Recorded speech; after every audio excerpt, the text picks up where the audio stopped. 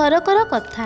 ଏକ ଜଙ୍ଗଲ ପାଖ ଗାଁରେ ଜଣେ ଚାଷୀ ବହୁତ ସୁନ୍ଦର ବାଇଗଣ ଚାଷ କରିଥିଲା।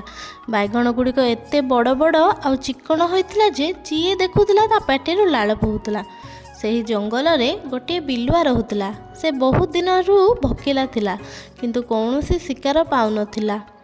ସେ ଭାବିଲା ଆଜି ଚାଷୀର ବାଇଗଣ କିଆରୀକୁ ଯାଇ ବାଇଗଣ ଖାଇକି ଆସିବି। କିନ୍ତୁ ଚାଷୀଟି ବହୁତ ସଚେତନ ଥିଲା। ସେ ରାତି ସାରା ତା ବାଇଗଣ କିଆରୀକୁ ଜଗି ରହୁଥିଲା। ବିଲୁଆ ଗୋଟିଏ ଉପାୟ ପାଞ୍ଚିଲା। ସେ ନିଜ ଦେହରେ କିଛି କାଦୁଅ ବଳି ହୋଇଗଲା ଏବଂ ମୁଣ୍ଡରେ କିଛି ଘାସ ଆଣି ଗୁଞ୍ଜିଦେଲା। ସେ ବାଇଗଣ କିଆରୀ ମଝିରେ ଠିଆ ହୋଇଗଲା। ରାତିରେ ଚାଷୀ ଯେତେବେଳେ ବାଇଗଣ କିଆରୀକୁ ଆସିଲା, ଦେଖିଲା କି କିଆରୀରେ ଗୋଟେ ଅଦ୍ଭୁତ ଜିନିଷଟିଏ ଥିଲା। ଏହା ଦେଖି ଚାଷୀ ଏକ ବାଡ଼ି ଧରି ତା ପାଖକୁ ଗଲା। ଯେମିତି ବିଲୁଆ ଜାଣିପାରିଲା କି ଚାଷୀ ଆସୁଛି, ସେ ପାଟି ଚୁପ୍ କରି ଛିଡ଼ା ହୋଇଗଲା।